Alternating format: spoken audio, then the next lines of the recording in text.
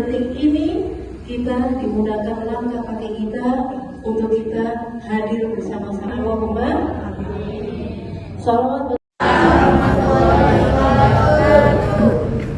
Alhamdulillah wassalatu wassalamu ala rasulillah Nabiyyina Muhammad ibn Abdillah wa ala alihi wa sahbihi wa mawala la hawla wa la quwwata illa billah amma ba'du. Qala Allah ta'ala a'udzu billahi minasy syaithanir rajim. Bismillahirrahmanirrahim. Ya ayyuhalladzina amanu kutiba alaikumus siyam kama kutiba alal ladzina min qablikum la'allakum tattaqun. Wa qala an-nabiy sallallahu alaihi wasallam ittaqillaha haitsuma kunta wa atbi'is sayyi'atal hasanata tamhuha wa khaliqin nas bi khuluqin hasan. Alhamdulillah, segala puji kita panjatkan kehadirat Allah Subhanahu wa ta'ala.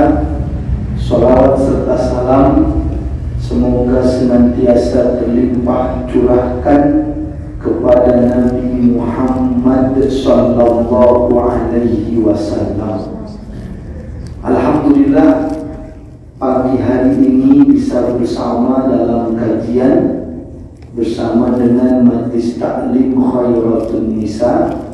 Mudah-mudahan ibu-ibu semua, terkhusus untuk pengurus majlis taklimnya, senantiasa Allah karuniai kesehatan lahir dan batin, kelapangan rezeki yang halal dan barakah dalam lindungan Allah Subhanahu wa ta'ala. Amin amin ya rabbal alamin. Hari ini kita berada di hari ke berapa, Bu? 15. Sudah siap baju lebarannya, Bu? Baju lebaran bukan yang terpenting, tetapi bagaimana memperbaiki diri sesuai tema kita di bulan Ramadan yang istimewa ini. Karena yang dilihat oleh Allah, yang dinilai bukan tampilan fisiknya, bukan rupa wajahnya, tetapi walakinna Allah yanzuru ila qulubikum wa a'malikum. Allah melihat hati kalian dan amal-amal kalian.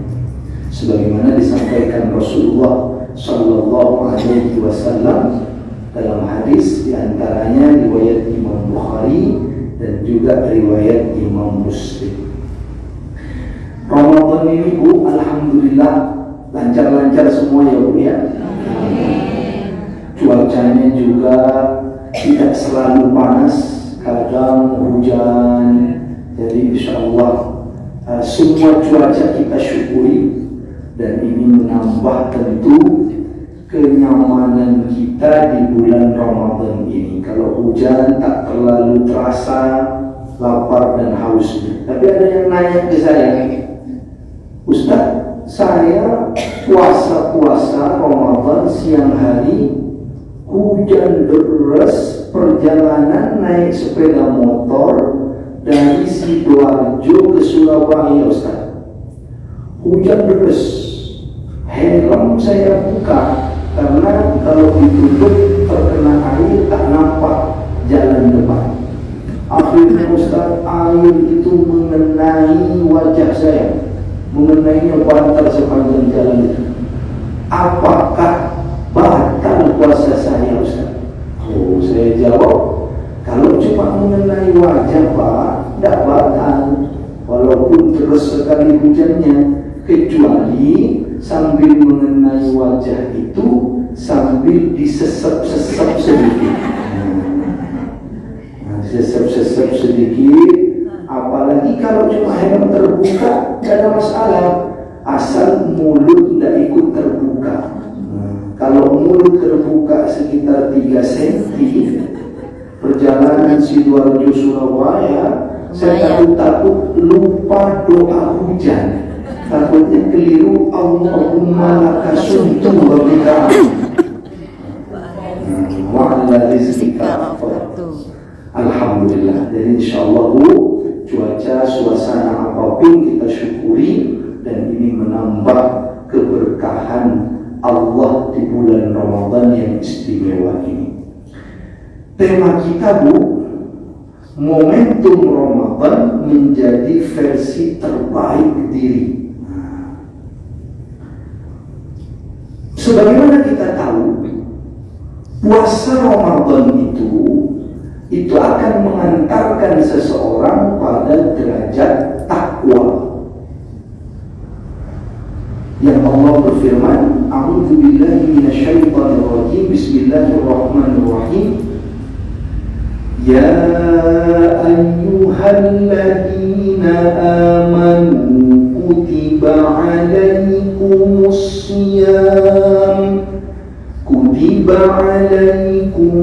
shiyam kama kutiba 'alal ladzina min qablikum la'allakum tattaqun. Allah menyampaikan, wahai orang-orang beriman, diwajibkan atas kalian berpuasa sebagaimana diwajibkan atas orang-orang sebelum kalian agar kalian bertakwa. Dan takwa itu adalah derajat termulia, derajat terbaik di sisi Allah Subhanahu wa ta'ala. Sebagaimana Allah firmankan dalam surat Al-Hujurat itu ayat 13, di pertengahan ayatnya, inna akramakum indallahi atqakum. Sesungguhnya yang paling mulia di sisi Allah adalah yang paling bertakwa. Sehingga memang puasa Ramadan ini akan mengantarkan kita kepada versi terbaik diri tadi, yaitu menjadi hamba yang bertakwa kepada Allah. Yang takwa itu adalah semulia-mulia derajat di sisi Allah Subhanahu wa ta'ala.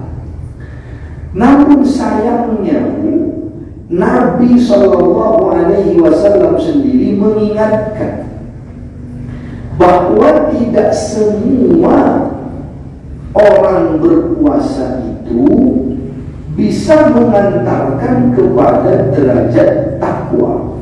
Harusnya bisa, tapi ternyata tak semuanya bisa sukses menuju derajat takwa.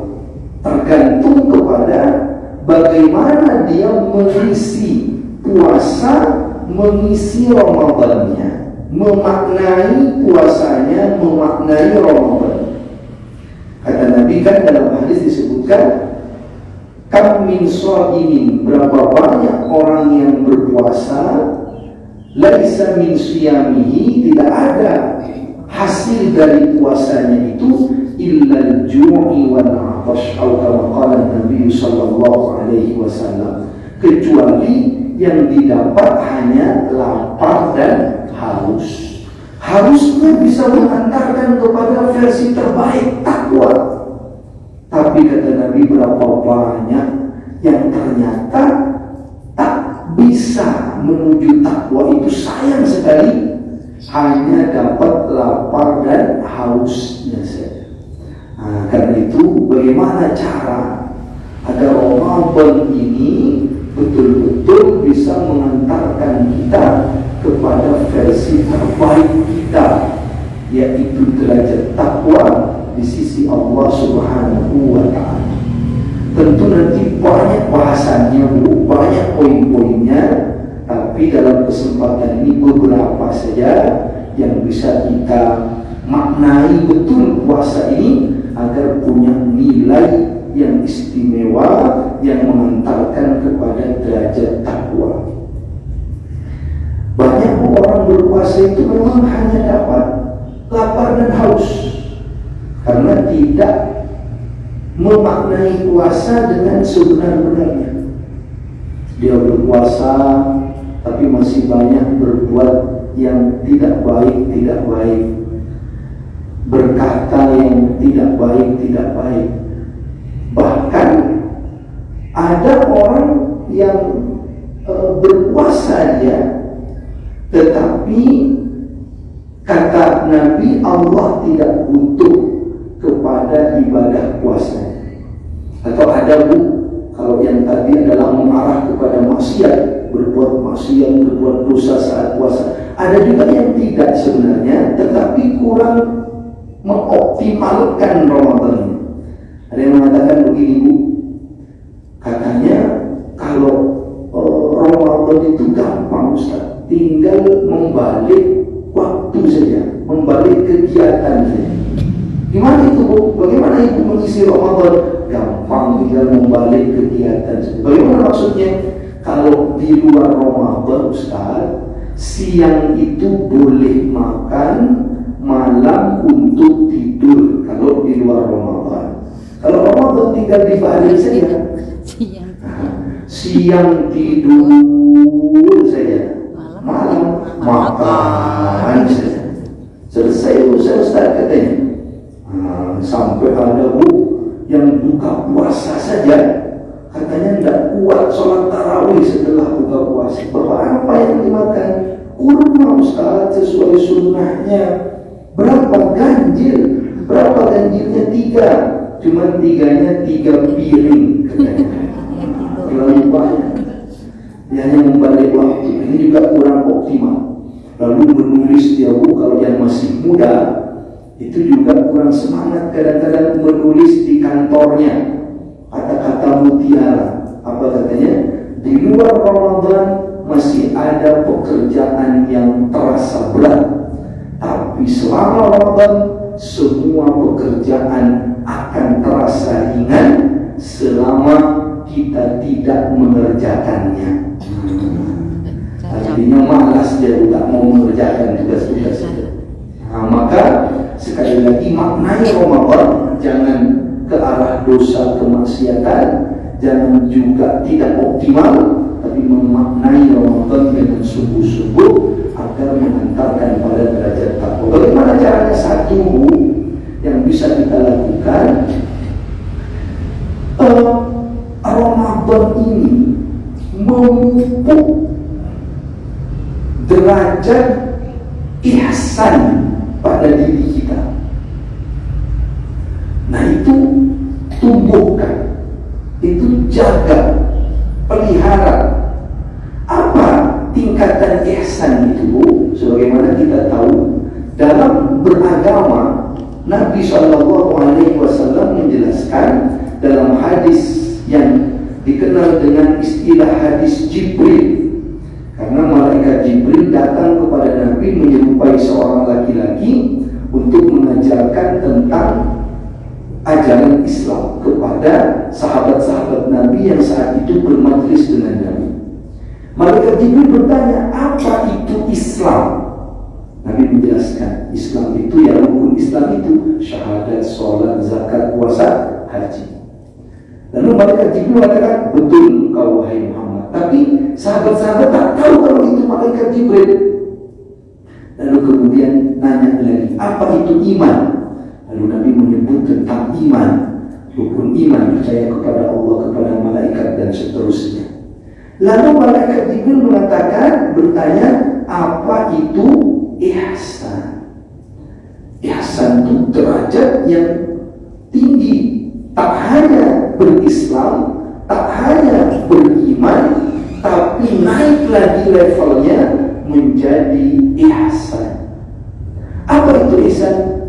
Kata Nabi, anta'budallah ka'annaka tarahu fa illam takun tarahu fa innahu yaraka. Engkau beribadah seolah-olah melihat Allah. Kalau kau tak bisa seolah-olah melihat Allah, maka yakinlah Allah sedang melihat engkau.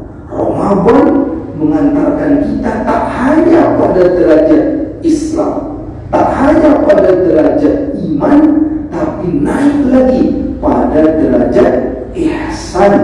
Karena dalam puasa seolah-olah orang melihat Allah. Karena itu dia tak mau berbuka, walaupun siang panas, walaupun haus, walaupun tak ada yang tahu. Karena dia yakin seolah-olah dia melihat Allah. Kalaupun tak bisa, dia yakin Allah melihat dirinya. Maka puasa itu suburkan itu. Apa berarti yang disuburkan? Muraqabatullah, merasa diawasi oleh Allah, merasa dekat kepada Allah. Itu yang harus dipupuk dan nanti dibawa setelah Ramadan, bahwa kita ini tersambung terus dengan Allah. Seperti dalam ibadah itu, seperti kita melihat Allah. Kalaupun tak bisa, yakin bahwa Allah sedang melihat kita. Itu namanya ihsan. Dan puasa menguatkan itu. Apa buktinya puasa menguatkan itu? Puasa ini, Bu, satu-satunya ibadah, kalau boleh saya katakan demikian, dalam rukun Islam yang 5 kita, yang ketika orang melakukannya tidak ada yang tahu secara pasti kecuali hanya orang itu dan Allah Subhanahu wa ta'ala saja. Puasa ini betul-betul menguatkan iman, Islam dan ihsannya tadi, merasa dilihat oleh Allah. Sebab puasa ini tak ada yang tahu pasti kecuali hanya orang yang melakukannya dan Allah Subhanahu wa ta'ala. Mari kita lihat, Bu, kalau syahadat, orang mengucapkan kalimat syahadat itu bisa didengar oleh orang lain, bisa didengar, bisa diketahui. Bahkan saat orang pertama masuk Islam, biasanya dia bersyahadat disaksikan oleh orang banyak. Biasanya begitu di masjid misalnya. Artinya bisa didengar kalimatnya. Oh, orang ini mengucapkan 2 kalimat syahadat. Bisa dilihat kalau orang masuk Islam pertama. Tapi hati-hati, Bu, ada nampaknya penipuan modus baru. Apa itu? Ada orang, Bu, datang ke masjid mengaku pengen masuk Islam. Lalu dia cerita tentang dia dibuang keluarganya karena dia ingin masuk Islam.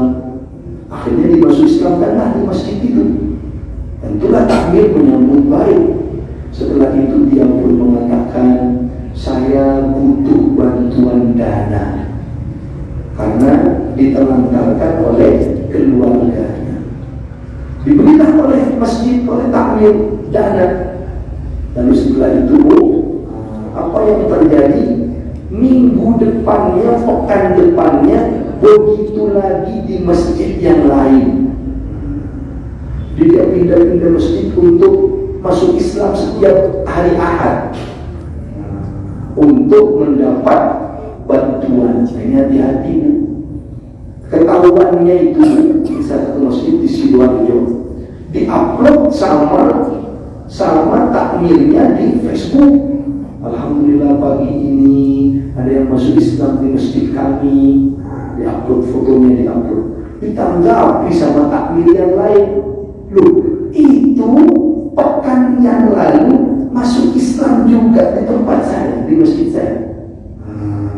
Ternyata ini penipuan. Hati-hati, Bu. Kita ini memang semangat beragama harus, tapi tetap harus teliti. Jangan sampai orang memanfaatkan semangat keagamaan kita untuk hal-hal yang tidak baik. Contoh misalkan ada umroh bodong. Kan banyak yang tertipu itu haji bodong. Banyak pura-pura saja. Yang bayar dia tak diberangkatkan. Hati-hati. Ada jamaah datang ke saya, Ustaz, saya tertipu perumahan syariah. Gimana, Bu?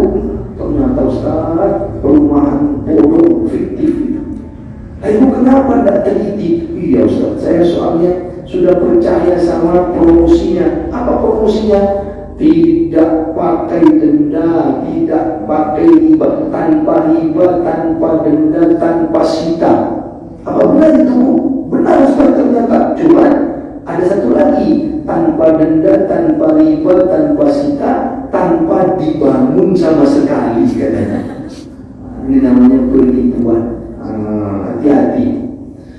Jadi sekali lagi Bu, syahadat bisa diketahui, sholat bisa diketahui Bu, apa sholat? Oh bisa, gerakannya kan nampak. Apalagi sholat tarawih bersama-sama. Ibu tarawihnya masih istiqomah? Alhamdulillah insyaallah. Karena ada katanya cerita ibu-ibu datang ke satu masjid, ternyata ketepaan imamnya lama di masjid itu. Ya agak lama lah, agak lama banget. Akhirnya dia bilang ke teman-temannya, besok kita jangan ke masjid ini lagi, imamnya lama di masjid. Akhirnya berbondong-bondong 10 orang ibu-ibu besoknya cari masjid lain. Karena masjid sebelum itu lama imamnya, cari masjid lain. Apa yang terjadi? Ternyata di masjid lain itu imam yang kemarin itu pindah ke masjid itu. Pindah jadwal. Memang imam ini pindah-pindah sekarang Ramadan. Kata dia, ketemu lagi sama ustaz. Sudah tepat-tepat, nggak usah pindah ini katanya. Sholat bisa dilihat. Zakat minimal orang yang diberitahu kalau dia sedang mengeluarkan hartanya di jalan Allah. Tahu. Haji Bu, bisa diketahui haji? Oh bisa. Gerakannya, wukufnya, tawaf, orang tahu. Bahkan Bu, ada jamaah saya umroh. Beliau ini antrian haji saya lama Ustaz, maka saya umroh dulu. Boleh Pak, alhamdulillah. Lalu saya semangati Pak, umroh ini sudah istilahnya haji kecil. Sebab beberapa kegiatan haji sudah dilakukan di umroh. Bapak jangan berkecil hati, walaupun masih lama antriannya. Apa kata beliau ketika mau pulang? Ustaz, umroh ini kan kata Ustaz haji kecil. Iya Pak, apa boleh Ustaz kalau saya pulang nanti ke kampung, di depan nama saya itu saya mulai tulis Haji B Ustaz. Karena haji kan masih lama Ustaz, artinya saya sudah pengen di depan nama saya haji. Kata Ustaz tadi kan umrah itu sama dengan haji kecil.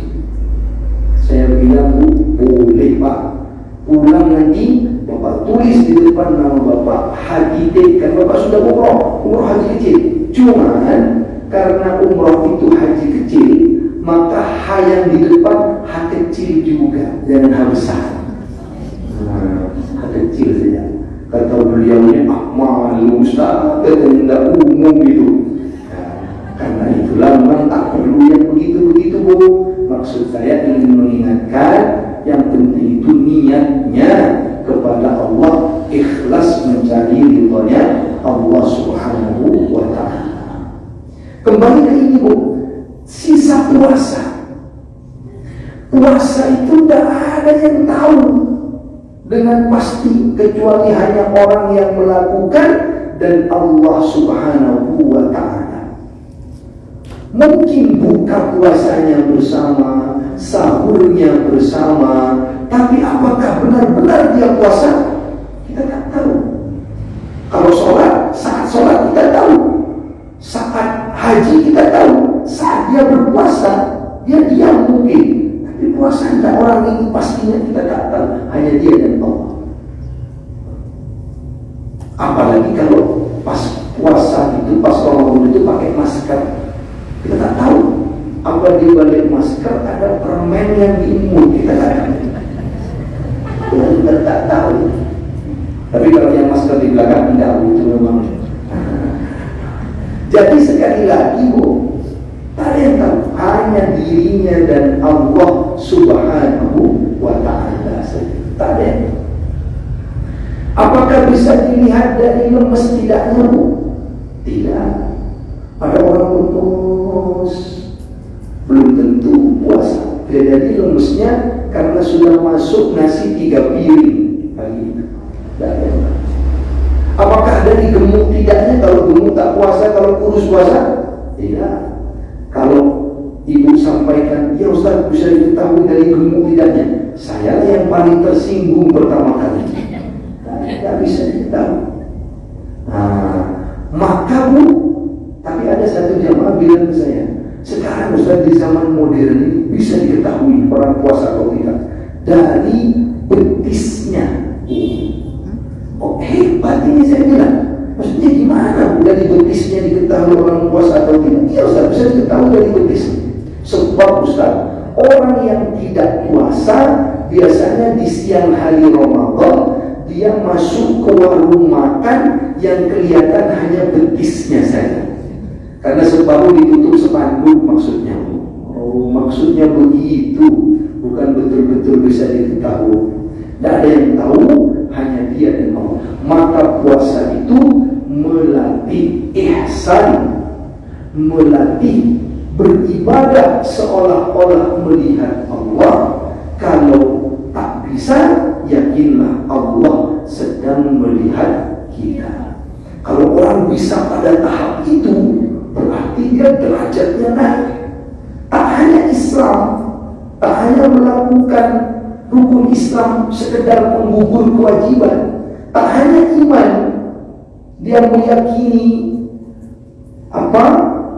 apa yang dia lakukan itu bernilai di hadapan Allah, tapi dia bahkan ihsan, dia merasa selalu diawasi Allah dimanapun dan kapanpun. Kalau orang bisa pada tahap ini, disitulah dia menjadi versi terbaik dirinya di hadapan Allah, karena dia takut mau berbuat maksiat, dia takut mau berbuat yang tak baik.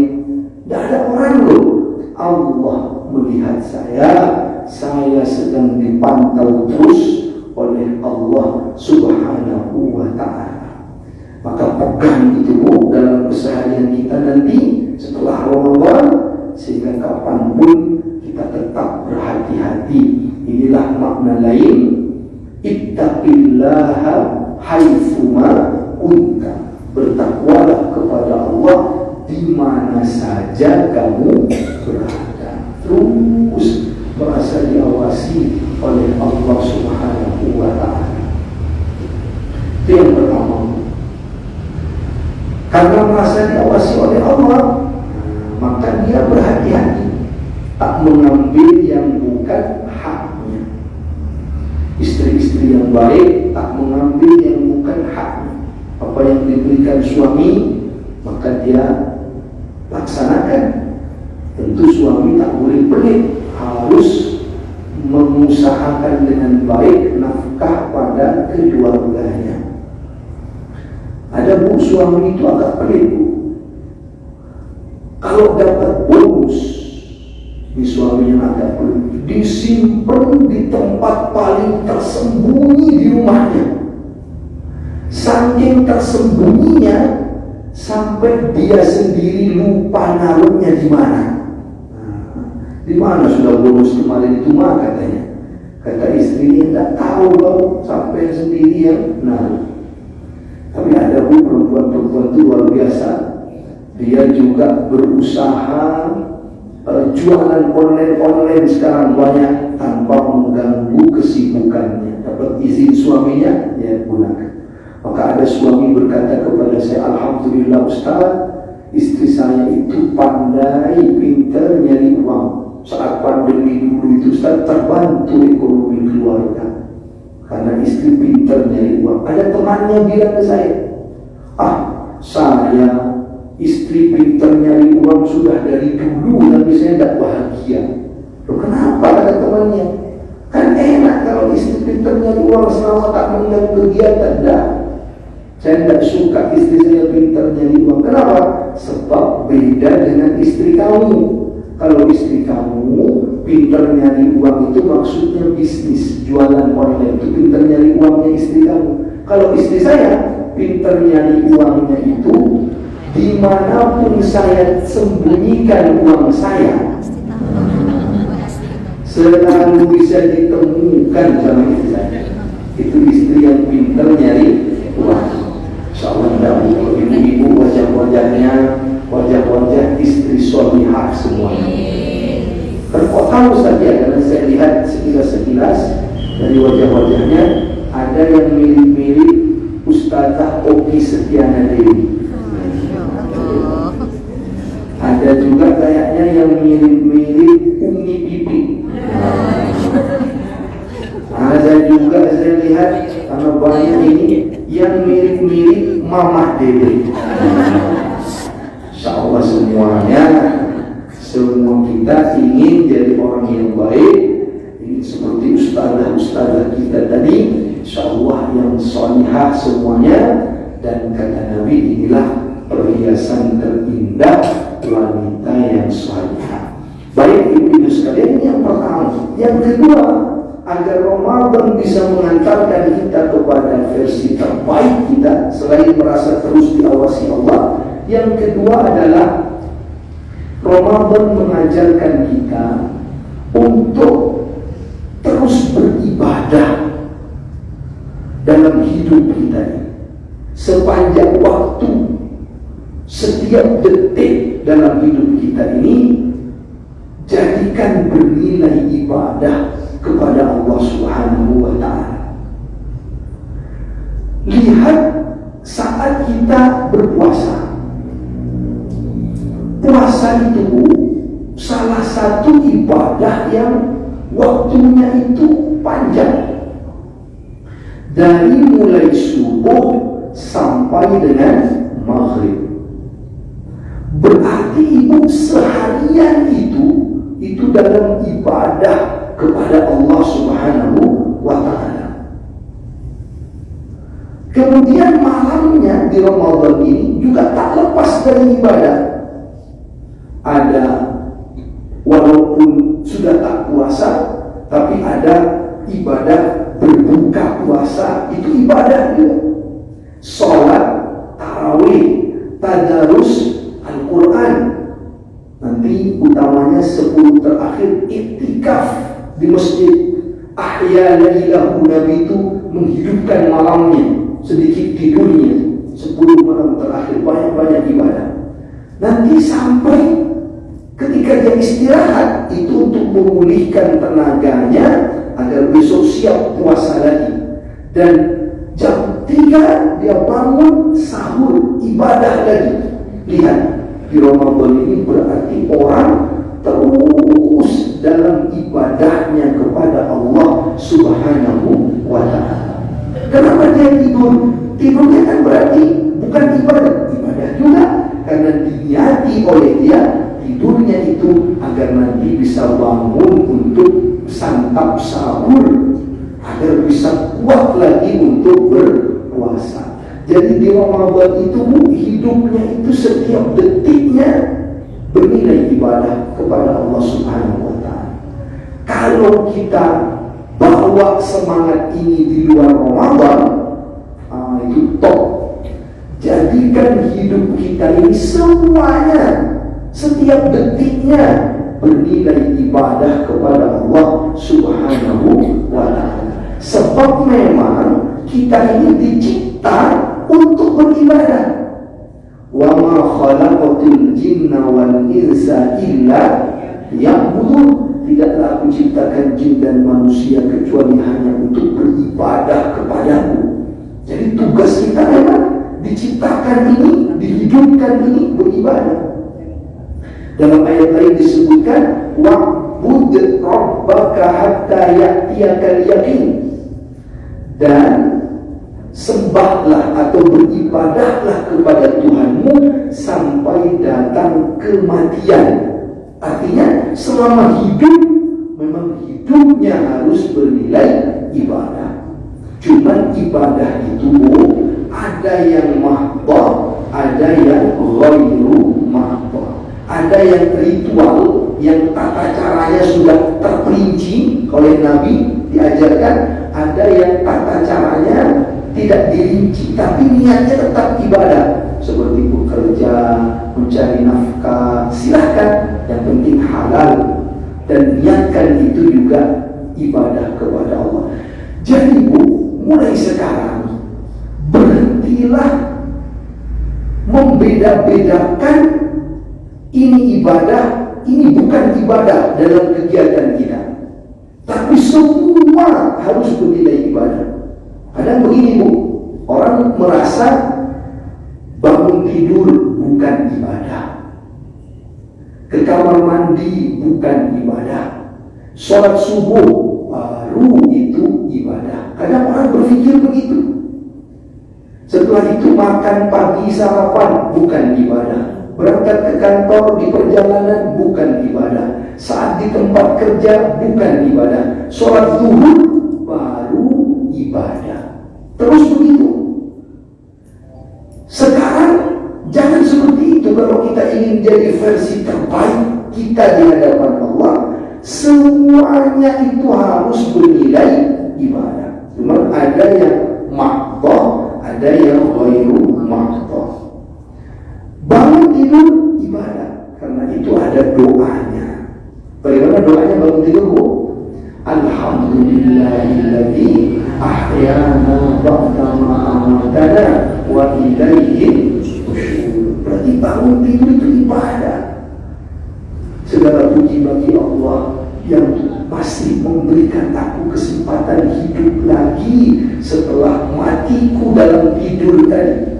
Tidur ini ibarat kematian kecil kita, dan semua akan kembali kepada Allah Subhanahu wa ta'ala. Masuk kamar mandi ibadah, maka ada doanya. Apa Bu doa masuk kamar mandi? Allahumma, kalau Allahumma ftah li abwaab rahmatik, masuk masjid. Allah, bagus tuh. Memang kalau kurang minum, kurang konsentrasi puasa-puasa begini.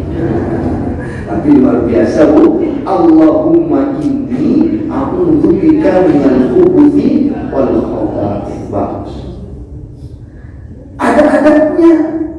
Masuk kamar mandi pakai kaki kiri, hemat air di dalamnya, tidak sambil nyanyi-nyanyi, bicara di kamar mandi tak sesuai adabnya, hemat airnya.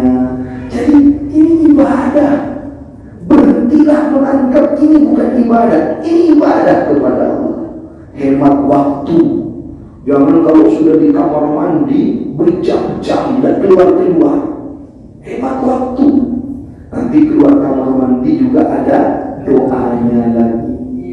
Setelah itu mau makan, sholat jelas ibadah. Mau makan, ibadah lagi. Bagaimana mau makan doanya Bu?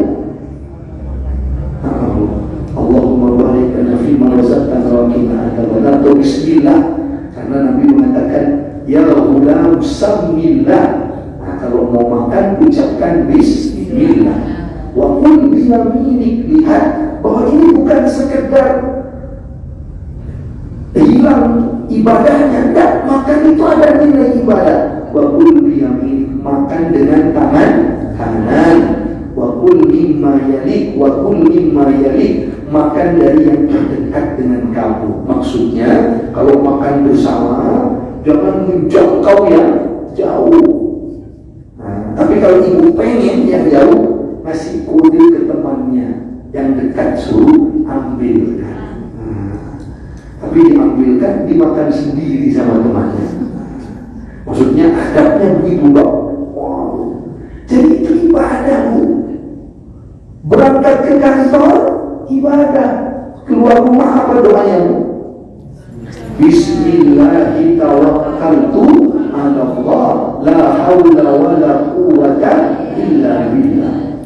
Setan, kata Nabi, berkata kepada temannya sesama setan, kaifada bi rajulin, apalagi yang kita bisa lakukan kepada seorang laki-laki qad wuqiya wa kufiya, yang telah dijaga oleh Allah, yang telah dicukupi oleh Allah Subhanahu wa ta'ala, karena dia berdoa ketika keluar dari rumahnya. Naik kendaraan, artinya sekarang tidak bisa mengganggunya. Naik kendaraan, ada doanya Bu? Ada. Apa Bu doanya? Subhanalladzi sakhkhara lana hadza wa ma kunna lahu muqrinin wa inna ila rabbina lamunqalibun. Nah, bahkan nanti ada adabnya juga. Kalau jalannya naik disuruh bertakbir, kalau jalannya turun disuruh bertasbih. Jadi berhentilah merasa bahwa ibadah itu hanya ritual saja. Nah, semua harus bernilai ibadah kepada Allah. Cuma bedanya ada yang mahdhah, ada yang ghairu mahdhah. Begitulah kita di Ramadan ini kan. Kita kan selalu merasa beribadah di Ramadan ini. Sholat beribadah, tapi saat di luar kita juga merasa beribadah. Tidak mau berkata-kata kotor karena kita sedang berpuasa. Jadi maknanya terus bawa semangat ibadah itu dalam setiap detik di kehidupan kita. Nanti mau tidur lagi pun itu juga bernilai ibadah. Bismillahumma amutu wa ahya, atau bismillahumma ahya wa bismika amutu. Jadi sekali lagi semua bernilai. Di jalan bernilai ibadah. Maka jangan gampang umpat berkata kotor di jalan, misu karena jengkel sama orang ya. Ada anak muda buru-buru mau berangkat ke kantor, ngebut dia karena kesiangan, naik sepeda motor, tiba-tiba ada nenek-nenek mendadak nyebrang dan lihat-lihat. Dia lupa kalau perjalanan itu harus bernilai ibadah. Akhirnya mengumpat dia kepada nenek-nenek. Apa kata dia? Dasar nenek-nenek bodoh. Dia langsung pernah gitu, tidak sampai kena. Tapi nenek-nenek ini nyebrang, tidak lihat dia. Dasar nenek-nenek bodoh katanya. Nyebrang, tidak lihat-lihat. Dijawab sama nenek-neneknya, ya kamu yang bodoh katanya. Masa nabrak nenek-nenek saja tidak kena katanya. Nenek-neneknya gaul nampaknya itu. Nantang ya. Jadi sekali lagi semuanya harus menilai ibadah kepada Allah Subhanahu wa ta'ala agar kita itu menjadi manusia yang terbaik di hadapan Allah. Karena kata Nabi dalam hadisnya, khairun nas, sebaik-baik manusia, sesuai tema kita ini, man qala umruhu wa hasuna amaluhu. Yang panjang umurnya, waktunya Allah berikan banyak di dunia, tapi tidak hanya panjang umur, tapi bagus amal-amal perbuatannya. Caranya tadi, niatkan semuanya ibadah kepada Allah. Sehingga kapanpun kita wafat, dimanapun kita wafat dalam aktivitas kita, itulah yang disebut wala tamutunna illa wa antum muslimun. Jangan mati kecuali dalam keadaan muslim. Karena dia muslim terus di kantornya mengamalkan Islam, di mana-mana mengamalkan Islam dalam kehidupan dia, maka senantiasa dia betul-betul menjadikan kegiatannya itu bernilai ibadah kepada Allah Subhanahu wa ta'ala. Yang ketiga terakhir, jadi penutup kita saja karena waktunya, agar kita bisa menjadi yang terbaik, maka Ramadan ini mengajarkan kita tentang hakikat kehidupan dunia dan akhirat kita. Hakikat kehidupan dunia dan akhirat kita. Yang ingin saya arahkan, saya ingin arahkan, berarti kita tidak hanya harus baik hubungannya kepada Allah, tapi juga harus baik hubungannya kepada sesama manusia. Orang sering mengatakan hablum minallah dan hablum minannas. Istilah saja ini berarti yang ketiga, kalau ingin jadi yang terbaik, Ramadan ini mengajarkan kita untuk jangan lupa berbuat baik kepada sesama manusia. Karena ada hadisnya, khairun nasi anfa'uhum linnas. Sebaik-baik manusia adalah yang bermanfaat kepada sesama manusia. Ini Bu, dan Ramadan mengajarkan itu. Mana buktinya Ustaz? Oh, indah sekali Ramadan ini Bu. Dari sisi sosialnya kita diasah untuk pernah punya rasa lapar. Orang kaya raya itu kalau tak ada puasa Ramadan, mungkin dia tak pernah tahu rasanya lapar. Karena uangnya banyak, tercukupi semua. Tapi dia dipaksa dalam tanda kutip untuk tahu rasanya lapar itu di bulan Ramadan. Karena Allah ingin ajarkan kepada dia bagaimana empati kepeduliannya kepada orang yang kekurangan. Diajarkan di antara hikmahnya itu, di antara hikmah. Makanya kalau kita lihat indah sekali pelajaran Ramadan itu. Tapi kalau dia tak mampu berpuasa karena umur yang syar'i, misalkan perjalanan atau sakit, tidak Allah lepaskan. Boleh kau tak puasa, tapi kau harus ganti di hari yang lain. Artinya tetap rasakan laparmu itu, laparnya orang yang lapar itu. Kalau tak bisa di Ramadan, di luar Ramadan kau harus tahu rasanya lapar. Kalau di luar Ramadan pun tak bisa mengkokoh karena sakit yang menahun. Sakit itu kan ada yang istilahnya temporal saja, panas waktu Ramadan, tapi kan ada sembuhnya. Tapi ada yang sakit terus, mak yang parah, kata dokter ini tak boleh puasa. Atau penyakit-penyakit lainnya yang parah-parah, yang terus alhamdulillah cuci darah terus, ini lemes Bu, jangan puasa lagi. Maka tak Allah lepaskan agar punya rasa kepedulian dengan sesama. Kalau kau tak bisa ikut lapar, merasakan laparnya orang yang lapar, maka sekarang kau beri makan orang yang lapar itu dengan membayar fidyah. Lihat, Allah tak lepaskan agar kita ini tak punya jiwa sosial. Oh, tak bisa. Ramadan ini mengajarkan satu, berpuasa, rasakan laparnya orang yang kelaparan itu. Tak bisa karena perjalanan. Merasakan lapar itu di luar Ramadan, qadha. Tak bisa karena sakitnya terus-menerus. Kalau kau tak bisa ikut merasakan lapar, sekarang kau harus memberi makan orang yang kelaparan. Namanya membayar fidyah. Jadi betul-betul diasah, dalam tanda kutip itu dipaksa kita untuk merasakan kepedulian kita kepada sesama. Dan uniknya Bu, lihat, ketika orang berpuasa, lapar, haus, tahu dia rasanya orang kelaparan.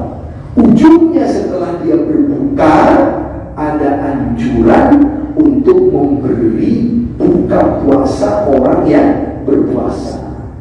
Man fattara sha'iman, siapa yang memberi buka puasa orang yang berpuasa, karena lahu mithlu ajri, dia dapat pahala seperti orang yang diberi buka puasa itu, dapat satu tambahan pahala puasa. Ghairu annahu la yanqusu min ajri shaimi syai'an, tanpa mengurangi pahala orang yang diberi buka puasa.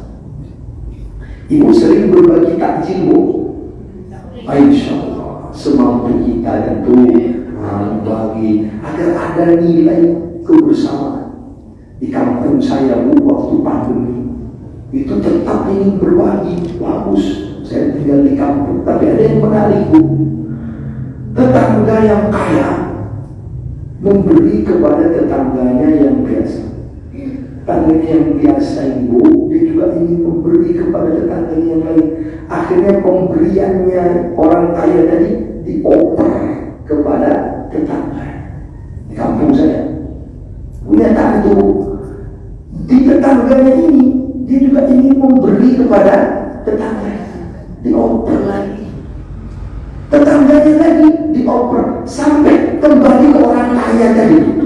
Benar itu di masa pandemi.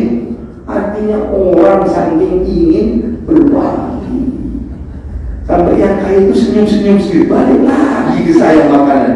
Persis, tidak Tidak kurang telurnya, tidak kurang persis. Nah, jadi artinya kita diasah untuk berbagi kepada sesama. Dan di Ramadan ini ukhuwah itu betul-betul dihidupkan. Jadi kalau mau jadi orang terbaik memang diantaranya bermanfaat kepada sesama. Persaudaraannya itu dikuatkan. Coba ibu lihat, sholat tarawih setiap malam bu, kita bersama-sama dengan tetangga kita. Ya kalau di Ramadan mungkin sulit cari waktu bisa berkumpul bersama-sama begitu tiap malam berkumpul. Nanti buka puasanya berkumpul, sahurnya kadang-kadang sahur bersama juga di masjid. Iktikaf, coba lihat, iktikaf itu harus di masjid. Di antara hikmahnya, selain masjid itu tempat mulia, di antara hikmahnya, coba ibu lihat, keluarga ini datang ke masjid, keluarga ini datang ke masjid, keluarga ini datang ke masjid, bertemulah di masjid. Yang biasanya tidak pernah ketemu malam itu di masjid, kebersamaan. Maka bu, dalam Quran juga disebutkan, khususnya dalam keluarga terakhir bu, keluarga itu harus semakin erat di bulan Ramadan itu. Suami dengan istri, orang tua dengan anak harus semakin erat di Ramadan itu. Kata Allah, kunna libasul lakum wa antum libasul lahum. Itu ketika bicara tentang ayat puasa, istrimu pakaian bagimu, engkau pakaian baginya. Jadi kalau ada orang di Ramadan malah marah-marahan, jengkelan sama suaminya, sama istrinya, ini nggak pas sama sekali. Ramadan itu untuk menyatukan, malah dia tak bersama-sama. Ada suami istri tengkarnya sebelum Ramadan, masuk Ramadan juga tengkar tetap, tidak saling sapa. Apa yang terjadi? Suaminya mulai mikir, aduh besok sudah Ramadan. Ini kalau tidak saling sapa, siapa yang bangunkan saya sahur? Karena istrinya tidak saling sapa, bingung dia, takut tidak dibangunkan gimana ini. Akhirnya suami ini pintar juga ditulislah di kertas, bangunkan nanti malam ya sahur, ditaruh di meja rias istrinya di kamar. Mereka masih satu kamar tapi tak saling sapa.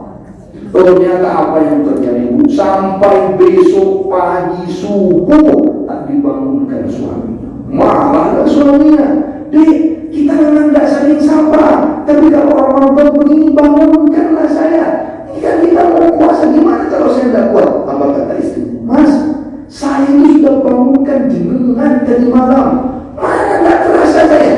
Kalau tidak percaya, itu lihat, ternyata istrinya membangunkan dengan cara menulis juga di kertasnya. Mas bangun, mas sudah waktunya. Tidak kira bangun. Jadi musuhan itu tak ada manfaatnya. Apalagi di Ramadan, justru harus semakin erat, semakin baik. Nah, kalau ada masih masalah-masalah, minta maaf dulu, tak apa-apa. Suami juga saya anjurkan begitu, minta maaf dulu. Ada kisah terakhir suami tak saling sapa, tapi suami sudah mau nyapa, bolak-balik nyapa, tak disapa sama istrinya. Istrinya tak mau ngomong. Oh, sudah berupaya bolak-balik, tak mau. Akhirnya suaminya mikir gimana biar si saya ini mau ngomong ya. Akhirnya dia punya ide. Apa yang terjadi? Suaminya ini mencari barangnya yang ada di rumahnya. Dicari barang yang mau dia temukan tuh, dibongkar lemarinya tidak ada, dibongkar di bawah kasur tidak ada, dibongkar di rak-rak tidak ada. Istrinya diem aja tidak mau nyapa. Suaminya cari barang itu sendirian, dibongkar. Akhirnya tidak tahan istri. Mas, sampai itu dari tadi nyari apa sih sebenarnya? Kata suaminya, nyari suaramu dek, katanya. Ternyata suaminya pintar juga. Misal kita apa pengalaman pribadi mirip-mirip lah dengan itu. Jadi sekali lagi Ramadan ini kebersamaan, ukhuwah. Kita diasah untuk peduli, empati, berbagi, dibersamakan dalam tarawih, dibersamakan dalam buka puasa, iktikaf. Maka kalau mau jadi yang terbaik, baik hablum minan nasnya dengan sesama, sebagaimana kata Nabi tadi, khairun nas anfa'uhum linnas. Jadi 3 yang ingin saya sampaikan di sini, Bu. Pertama, kalau menjadi orang terbaik melalui Ramadan ini, jaga derajat ihsan. Ihsan itu berarti sudah melampaui Islam, melampaui iman, lalu ihsan. Beribadah seolah-olah melihat Allah. Kalau tak bisa, yakin Allah melihat kita. Maka jadi yang terbaik kalau bisa ihsan ini. Ramadan mengajarkan itu. Yang kedua, apa tadi, Bu? Ibadah. Ibadah. Jadikan setiap detik kita ini bernilai ibadah. Jadi bagus amalnya itu dalam hidup. Karena kata Nabi, khairun nas man qala umruhu wa hasuna amalu. Sebaik-baik manusia adalah yang panjang umurnya dan baik amalnya. Maka jadikan setiap kegiatan kita ini amal saleh, ibadah kepada. Yang ketiga, khairun nas anfa'uhum linnas. Sebaik-baik manusia yang bermanfaat kepada manusia yang lain. Mudah-mudahan Ramadan ini mengantarkan kita pada versi terbaik kita, menjadi pribadi yang lebih bertakwa kepada Allah Subhanahu wa Ta'ala. Saya kira itu dari saya, Bu. Kalau ada tanya jawab, saya persilakan. Baik, jazakumullah khairan Ustaz atas ilmu yang sudah disampaikan, sangat menarik sekali. Dan ini isinya dari semuanya. Rupanya waktunya memang tidak cukup karena sangat terbatas. Langsung kita buka sesi tanya jawab 2 orang. Baik, bentar Ibu yang di depan dulu ya. Assalamualaikum warahmatullahi wabarakatuh. Waalaikumsalam. Tadi kan Ustaz menjelaskan tentang kehati-hatian juga karena banyaknya orang lain itu Ustaz. Apakah itu akan menimbulkan suudzon? Jadi kadang-kadang kan timbul suudzon untuk orang lain. Terus yang kedua untuk pembayaran fidyah, zakat fitrah, zakat mal, apakah boleh untuk diberikan pada kerabat? Nah, yang termasuk kerabat itu apa saja? Mohon dijelaskan. Assalamualaikum warahmatullahi wabarakatuh. Waalaikumsalam warahmatullahi wabarakatuh. Menarik sekali, Bu, pertanyaannya. Jadi pertama, memang kita hendaknya tidak berprasangka buruk. Ijtanibu katsiran minadh-dhann inna ba'dadh-dhanni itsm. Jauhilah kebanyakan dari prasangka, karena prasangka, sebagian dari prasangka itu bisa menjerumuskan kepada dosa. Jadi betul, di satu sisi kita tak boleh suudzon kepada orang lain, tapi kita ini juga diperintah dalam agama untuk cross check.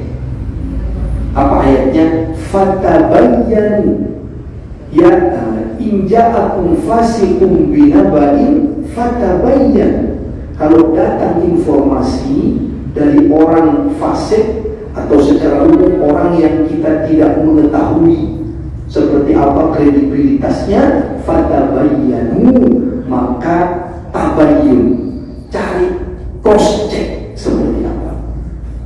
Apa bedanya? Beda, Bu. Kalau suudzon itu mengarah kepada negatif, kalau kita tabayyun, cross check, itu semangatnya ke arah positif. Semangatnya ke arah positif. Kira-kira begini, Bu. Misalkan ada orang asing lewat di kampung kita, keluar masuk. Bedanya suudzon dengan kehati-hatian itu begini. Kalau suudzon, Ibu langsung seolah-olah itu mengarah bahwa orang itu adalah penjahat. Memang wajahnya penjahat itu begitu, memang suram wajahnya. Padahal belum tentu dia penjahat. Lihat, makanya itu orang nggak jelas itu model rambutnya jadi acak-acakan. Pokoknya mengarah kepada negatif kepada orang. Tetap boleh, karena Allah tak memandang dari rupanya. Nah, yang boleh begini, Bu, karena Ibu melihat ada yang tak biasa, orang asing di rumah. Kita katakan kepada anak, nah nanti Pintunya jangan lupa kunci ya, hati-hati. Tetangga dikunci ya bu pintunya, hati-hati kita tak ingin ada hal-hal yang tak diinginkan. Itu boleh, namanya itu kewaspadaan, kehati-hatian, boleh. Tapi tidak mengarah seolah-olah dialah pelakunya pasti, tidak.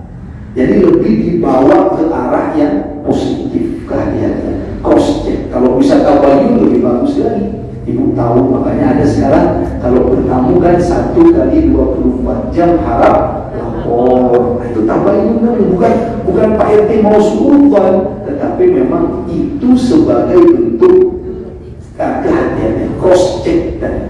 Nah itu beda. Kalau ada menawarkan umroh ke ibu, kalau orang suruhan, ini bodong dari wajahnya saja, ini kayaknya ini bodong. Kenapa? Soalnya jelas hidungnya itu tidak mancung, jelas. Yang orang ini kan nipu, ciri-ciri. Jadi tak begitu. Tapi ibu cross check harus mana legalitasnya, mana perizinannya, nanti di sana hotelnya siapa ustadz pembimbingnya. Tidak apa-apa. Itu namanya cross check ke arah yang positif. Jadi beda. Kalau suudzon tak boleh, tapi kalau tabayyun cross check, nah itu justru diperintah dalam agama kita dengan tetap hikmah, bijak, tapi ke arah positif. Nah, itu pertama. Yang kedua tentang zakat, fidyah, kemudian mal. Jadi ibu, zakat kalau fidyah dulu, fidyah itu arahnya kepada orang miskin, fakir miskin saja, itu fidyah. Karena ayatnya fidyatun ta'amu miskin wa 'alal ladzina yutiqunahu fidyatun ta'amu miskin. Al-Baqarah 184. Yang tak mampu berpuasa karena memang kondisinya sulit, sakit yang menahun terus-menerus, lansia yang kalau puasa dia lemes, cukup membayar fidyah. Fidyah itu adalah ta'amu miskin, memberi makan orang miskin. Jelas di situ, tidak boleh kepada selain miskin. Berarti hanya miskin, di bawahnya fakir namanya. Fakir itu tak punya pekerjaan dan kekurangan. Kalau miskin sudah punya pekerjaan, tapi pekerjaannya belum mencukupi. Jadi fidyah hanya untuk fakir dan miskin, tak boleh untuk yang lain. Fidyah itu tak boleh, hanya untuk fakir dan miskin. Maka tidak tepat kalau fidyah dirupakan buka puasa ditaruh di masjid. Tak tepat. Karena di masjid itu yang mengkonsumsi belum tentu orang miskin. Sementara fidyah harus kepada orang miskin. Itu satu. Tapi kalau zakat, zakat khususnya zakat mal, itu diperuntukkan kepada 8 golongan. Tidak hanya miskin, tapi 8 golongan. Innamas shadaqatu lil fuqara, fakir, wal masakin, miskin, wal amilina 'alaiha, amil zakat, yang bekerja di bidang zakat, wal mu'allafati qulubuhum, mu'allaf yang baru masuk Islam, yang imannya masih goyah-goyah, dia terlantar tadi karena dibuang keluarganya, tapi yang benar-benar harus di-cross-check tadi. Wal mu'allafati qulubuhum wa fir riqab, membebaskan budak. Untuk membebaskan budak boleh zakat itu digunakan. Zaman dahulu ada perbudakan, sekarang tak ada. Wal gharimin, orang yang terlilit hutang, yang hutang itu untuk kebutuhannya, bukan terlilit hutang untuk beli handphone, beli mobil, terlilit memang betul-betul ya karena kebutuhan konsumtifnya, memang konsumsinya harus dipenuhi untuk itu. Nah, kemudian wa fisabilillah, yang berjuang di jalan Allah, wa bisabil, dan ibnu sabil, orang yang kehabisan bekal di perjalanan. Sehingga kalau begitu zakat itu boleh, untuk misalkan petugas kebersihan masjid fisabilillah, Guru ngaji di kampung boleh, guru ngaji di kampung, di pesantren, karena itu masuk pada fisabilillah. Ya, secara umum masuk pada fisabilillah. Itu kalau zakat fitrah bagaimana Ustaz? Nah, zakat fitrah ini ada perbedaan pendapat di antara ulama. Ada yang zakat fitrah ini hanya untuk fakir dan miskin saja. Sebab ada kalimat dalam hadis itu, diambil dari orang kaya mereka, diberikan kepada orang miskin di antara mereka. Walaupun sebagian ulama mengatakan karena namanya zakat, berarti sama juga baik zakat fitrah dengan zakat mal, sehingga boleh untuk 8 golongan. Jadi sekali lagi Bu, kalau zakat mal 8 golongan. Kalau fidyah hanya fakir dan miskin. Kalau zakat fitrah ada perbedaan tadi. Sebagian mengatakan ulama hanya untuk fakir miskin saja juga zakat ini, tapi sebagian yang lain enggak, zakat fitrah juga bisa untuk 8 golongan. Nah, biasanya umumnya banyak yang mengambil pendapat zakat fitrah juga boleh untuk 8 golongan. Tapi sekali lagi ada perbedaan pendapat di situ. Nah, kemudian bolehkah diberikan kepada kerabat? Boleh, selama kerabat itu bukan berada di bawah nafkahnya. Nafkahnya itu tidak dia tanggung selama ini. Jadi berarti bukan anaknya, bukan istrinya, karena anak istri itu ditanggung nafkahnya oleh dia. Orang tua bagaimana? Kalau orang tua itu ditanggung oleh kita nafkahnya, tak boleh diambilkan dari zakat. Jadi sekali lagi Bu, selama nafkahnya ada pada kita, maka dia tidak diberi zakat dari kita. Infak sedekah boleh, kerabat itu tadi. Ya. Jadi, tapi kalau nafkahnya tidak ikut kita, boleh. Walaupun untuk orang tua sebagian berpendapat yang ke atas, yang ke bawah persis itu tak boleh. Tapi sekali lagi ringkasnya, karena ada perbedaan pendapat, pokoknya yang ada dalam tanggung jawab nafkah kita itu tak boleh menerima zakat kita. Tapi yang di luar tanggung jawab nafkah kita dipersilahkan untuk diberikan. Misalkan saudara yang tinggalnya beda, jauh di kampung sana, boleh. Karena di luar tanggung jawab nafkah kita, maksudnya tidak kita yang memberi nafkahnya. Tetapi yang ada di bawah kita, itu tak boleh. Zakat malku ini 1 miliar, tak zakatkan ke kamu ya, ke istrinya, tak boleh. Nanti aku diajak, nanti aku ditraktir ya, kalau akal-akalan itu namanya. Jadi begitu. Jadi kalau dia di luar tanggung jawab nafkah kita, itulah boleh kita menyalurkannya, walaupun dia kerabat kita. Yang penting masuk pada 8 golongan. Allahu a'lam bishawab. Fidyahnya tadi berapa Ustaz? Fidyah? Ukuran fidyah. Fidyah itu ada 2 pendapat. Yang umum adalah 1 mud. 1 mud itu berapa? 1/4 sok. 1/4 sok itu berapa? Zakat fitrah kita itu 1 sok.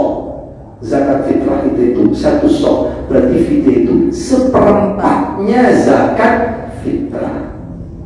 Pendapat kedua, separuhnya zakat fitrah. Tapi umumnya yang banyak diambil pendapat pertama, fidyah itu adalah 1/4-nya zakat fitrah. Berapa zakat fitrah kita Bu? 2,5. Katakan 3 biar gampang ya Bu. Berarti fidyah ya 7 onan. 7 onan. Kalau dalam bentuk mentah, jadi 7 onan. Gimana? Ya boleh. Pokoknya 1/4-nya zakat fitrah. Berarti kalau 6 on mungkin dia ambil zakat fitrahnya 2,4. Karena memang zakat fitrah itu ada perbedaan pendapat Bu. Kilogramnya berapa? Ada 2,5, ada 2,8, ada yang 3. Intinya fidyah itu 1/4-nya zakat fitrahnya ibu-ibu. Kalau untuk makan 1 kotak atau 1 hidangan makanan lengkap dengan lauk dan pauk. Kalau bentuk matangnya begitu. Wallahu a'lam bishawab. Baik, Masya Allah, sudah terjawab ya Bu. Bu. Masya Allah. Lanjut Bu, silakan. Assalamualaikum warahmatullahi wabarakatuh. Benar, ibadah mazhar dan khair mazhar itu apa Ustaz maksudnya? Terus yang kedua itu kalau orang tua itu dizakati anak itu apa boleh Ustaz? Namun mohon penjelasannya Ustaz. Assalamualaikum warahmatullahi wabarakatuh. Waalaikumsalam warahmatullahi wabarakatuh. Baik. Pertama, ibadah mahdhah dan ghairu mahdhah. Ibadah mahdhah itu ibadah yang aturannya, tata caranya sudah dijelaskan secara khusus dan rinci dari Nabi. Itu namanya ibadah mahdhah. Seperti sholat itu kan udah dijelaskan rinci, takbirnya bagaimana, rukuknya bagaimana, sujudnya bagaimana. Kata Nabi, "Shallu kama ra'aitumuni usolli." Salatlah kamu sebagaimana melihat aku salat. Itu namanya ibadah mahdhah. Haji, khudhu anni manasikakum, ambillah dariku tata cara haji kalian, bagaimana tawafnya, bagaimana sa'inya. Itu namanya ibadah mahdhah. Kalau ghairu mahdhah bagaimana? Yang tata caranya itu tak dirinci khusus oleh Nabi, tapi bisa diniatkan untuk ibadah. Contoh, menuntut ilmu. Caranya bagaimana? Macam-macam. Ada yang sekolah, ada yang kursus, ada yang datang ke masjid. Caranya itu terserah dia. Yang penting niatnya ibadah kepada Allah. Ada yang kuliah, ada yang di macam-macam. Itu contoh. Bekerja ibadah ghairu mahdhah. Bekerjanya terserah. Ada yang jualan, ada yang pegawai, selama yang halal. Jadi aturan umum saja, tapi tidak terperinci. Itu yang pertama. Yang kedua, zakat. Mungkin yang dimaksud ini adalah zakat fitrah. Ya, zakat fitrah. Betul. Zakat itu boleh dibayarkan oleh anak kita, boleh anak kita menyampaikan ke orang tuanya, nanti zakat fitrah saya yang bayarkan, tak apa-apa. Karena ya, boleh, tak ada masalah. Jadi boleh. Kenapa? Karena zakat fitrah itu adalah orang yang wajib mengeluarkan zakat fitrah adalah orang yang mengalami pergantian satu Ramadan dengan satu Syawal. Itu wajib. Kalau dia punya kelebihan persediaan makanan di luar untuk dirinya dan keluarganya, maka dia harus keluarkan zakat fitrah. Jadi istilahnya nisabnya itu minim sekali. Pokoknya ada yang dia makan untuk dirinya dan keluarganya, sisanya itu dia sudah harus keluarkan zakat fitrah. Kalau zakat mal kan nisabnya tinggi, 85 gram emas secara umum. Ada perbedaan pendapat memang, tapi umumnya 85 gram emas. Artinya kalau emas kita masih di bawah 85, tak kena zakat mal. Tapi kalau misalkan uang kita di bawah 85 gram emas, tak kena. Tapi kalau zakat fitrah, pokoknya ada untuk persediaan kita dan keluarga, ya. Di malam takbiran ada, di besok Idul Fitri ada. Lebihnya itu dikeluarkan zakat fitrah bagi yang mengalami pergantian Ramadan ke Syawal. Itu yang wajib mengeluarkan zakat fitrahnya. Misalkan kalau ada orang lahir sebelum maghrib 1 Syawal, Ramadan sebelum maghrib 1 Syawal, dia dilahirkan anak kecil, dan dia hidup terus sampai ke malam takbirannya, dia wajib keluar zakat. Karena dia mengalami akhir Ramadan dan mengalami Syawal. Kalau dia lahir asar misalnya, dia wajib keluarkan zakat fitrahnya. Orang tuanya yang mengeluarkan. Sebaliknya, kalau orang itu mati, wafat sebelum maghrib tak terkena zakat fitrah karena dia belum mengalami pergantian hari. Nah, yang mengalami. Kalau meninggalnya setelah maghrib, kena juga zakat fitrah dia, karena dia sudah mengalami pergantian Ramadan ke Syawal. Yang lahir setelah maghrib tidak kena, karena dia tidak mengalami pergantian. Jadi sangat minim nisabnya, sehingga hampir semua orang mengeluarkan zakat. Bahkan kadang-kadang yang menerima zakat fitrah pun dia menerima. Ternyata dia lihat persediaan makanan saya juga banyak, maka dia juga harus mengeluarkan zakat fitrah. Jadi bolehnya boleh bu, hendaknya anak tadi menyampaikan kepada orang tuanya, biar aku aja mah yang mengeluarkan zakat fitrah. Jadi boleh. Wallahu a'lam bishawab. Terus yang pertanyaan tadi. Nih. Yang dizakatkan mana 85 gram. Ya.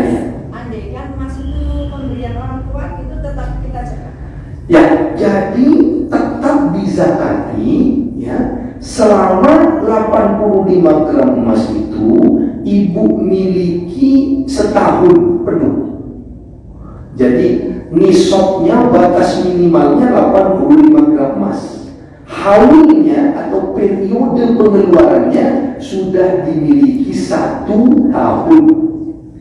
Maka keluarkan zakatnya setelah dikurangi kebutuhan pokok. Misalkan begini bu, tidak hanya emas ini bu, uang pun begitu. Kalau senilai 85 gram emas, 1 gram sekarang kalau emas murni 1.700.000 mahal sekarang. Katakanlah saya ambil yang biar gampang enak 2 juta misalkan ya. Berarti kalau 85 gram emas berapa juta bu? 170, betul ya. Jadi kalau kita punya uang 170, ini misalkan harga emas 2 juta ya. 170 sudah dimiliki 1 tahun, dan 170 itu sudah dikurangi dengan kebutuhan pokok, masih sisa 170 tadi, maka keluarkan zakatnya 2,5%.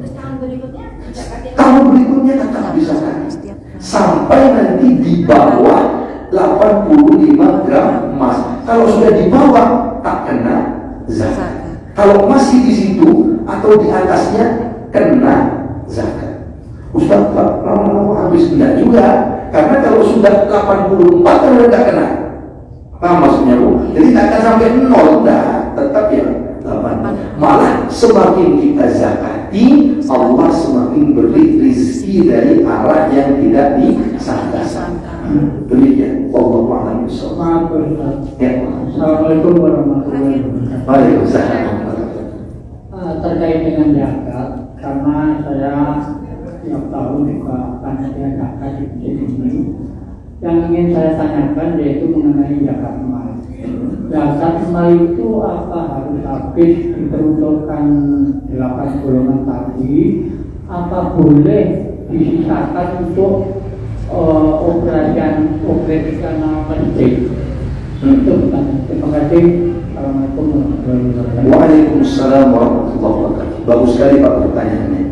Jadi apakah boleh zakat mal itu juga untuk masjid? Untuk masjid. Apakah pembangunan, apakah kegiatan keislaman di masjid itu, memakmurkan masjid dan sebagainya dan sebagainya. Di sini ada perbedaan pendapat di antara ulama. Di mana titik perbedaannya? Memahami makna fisabilillah dalam asnaf zakat itu. 8 golongan tadi kan ada salah satunya fisabilillah, di jalan Allah. Kalau mengacu pada di zaman Nabi yang awal-awal Islam, fisabilillah itu maknanya apa? Orang yang berperang saja. Karena di zaman dulu istilahnya pasukan tempur kita itu tidak ada gajinya. Mereka tetap bekerja biasa. Pas peperangan mereka siap berperang. Semua umat Islam yang memang punya kemampuan ya berperang. Maka zakat itu diberikan kepada fisabilillah. Makna awalnya fisabilillah itu adalah yang berperang di jalan Allah. Berarti yang lain-lain tidak. Nah, itu diantara perbedaan pendapatnya. Tapi seiring berjalannya waktu, maka ulama kemudian memperluas makna fisabilillah ini.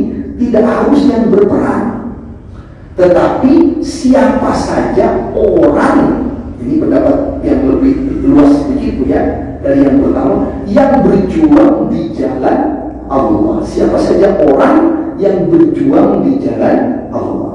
Guru ngaji, siapa lagi petugas kebersihan masjid, muadzin, marbot. Saya dulu waktu masih mahasiswa juga menjadi James Bond, jaga masjid, tukang kebon.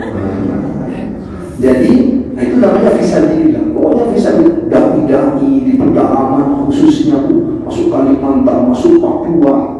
Itu. Lalu tapi yang kedua ini Pak, hanya orangnya saja, tidak proyek, tapi orangnya, bukan membangun masjidnya, tetapi orangnya saja. Itu pendapat yang lebih luas sedikit. Ada lagi yang lebih luas lagi Pak, bisa orangnya, bisa bangunannya. Ada yang berpemahaman begitu juga. Pokoknya selama fisabilillah. Itu ada juga ulama yang berpendapat demikian.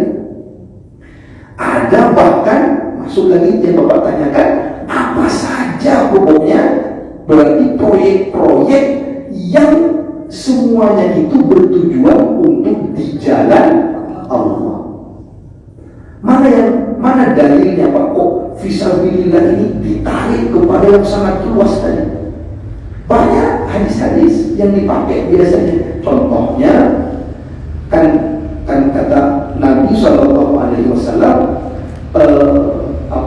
orang mati syahid itu ada banyak macamnya. Atau bukan hadis yang itu, saya contohkan hadis yang lain. Misalkan, man mata fisabilillah fahuwa syahidun. Siapa saja yang meninggal di jalan Allah, apapun bentuknya, dia mati syahid. Disebutkan di situ siapa yang meninggal di jalan Allah. Di jalan Allah ini tidak hanya perang, berarti apa saja kegiatan yang di jalan Allah namanya fisabilillah. Sehingga apa saja kegiatan proyek di jalan Allah bisa mengambil dari zakat. Itu menurut sebagian ulama. Kalau saran saya bagaimana? Saran saya begini Pak, kalau bisa masjid itu diambilkan dari infak dan sedekah, itu lebih bagus.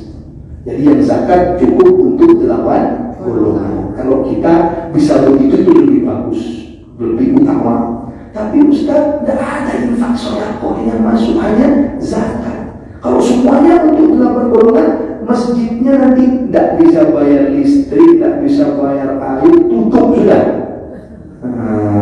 Maka kalau kondisinya begitu, bisa diambilkan dari dana zakat. Tapi kalau bisa tadi ambil dari infak sedekah saja yang lebih luas, zakatnya pergunakan untuk 8 golongan. Karena sekali lagi ini ada perbedaan pendapat ulama dalam memaknai kata fisabilillah. Apakah fisabilillah hanya berperang saja? Apa hanya orang yang berjuang di jalan Allah? Atau proyek-proyek semua yang di jalan Allah itu termasuk fisabilillah? Demikian Pak Allah. Ustaz, kalau yang sedang belajar tentang agama itu termasuk fisabilillah? Termasuk fisabilillah. Anak-anak pondok, itu beri dari zakat. Tapi sekali lagi tadi, tergantung kita mengikuti pendapat makna fisabilillah yang mana, gitu ya. Kalau dia tetapkan hanya yang berperang saja, ada yang semua yang di jalan Allah, tapi orangnya ada yang lebih luas lagi. Jangankan tidak hanya orang, bahkan bangunan pondok, bangunan sekolah Islam boleh dari zakat. Bangun masjid boleh, itu yang lebih luas lagi.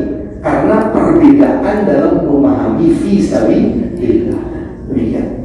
Anak pondok termasuk fisabilillah. Silakan. Mungkin. Kalau misalnya ada kayak wanita gitu, mas saya sampai sudah sampai, dan setelah uang cash itu nggak bisa, nggak ada. Itu apa maksudnya? Terus gimana ya? Emasnya itu apa harus dijual sehingga kita harus atau gimana solusinya? Terus Ya. yang kedua, itu berdasarkan tahun tersebut atau tahun pembelian, apa harga emas tahun tersebut atau tahun pembeliannya gitu.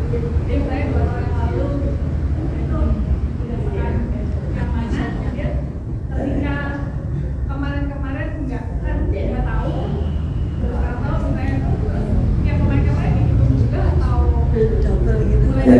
Pada saat ini aja. yang tetap sangat mahal. Ya.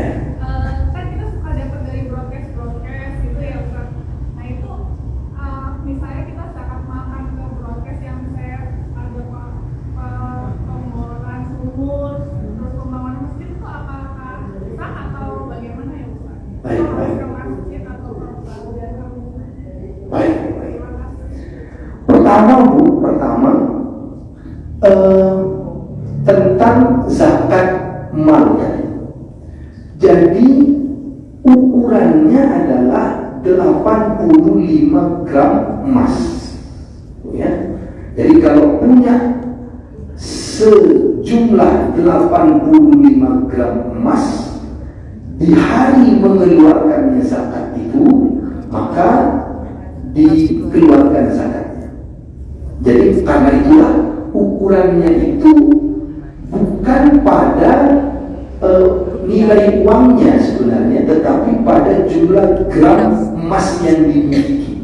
Ya berarti pada hari di mana dia memiliki jumlah gram emas itu. Berapa harga emas di saat kita memiliki 85 gram emas? Karena fokusnya itu kepada jumlahnya tadi, 85 gram emas. Kapan ibu punya 85 gram emas, nah di hari itulah, harga emas hari itulah yang diikuti. Ya, 85 gram emas.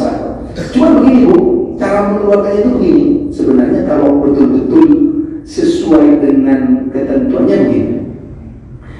Kapan ibu punya uang, kalau bentuknya uang atau kalau bentuknya emas senilai 85 gram emas, itu ibu catat.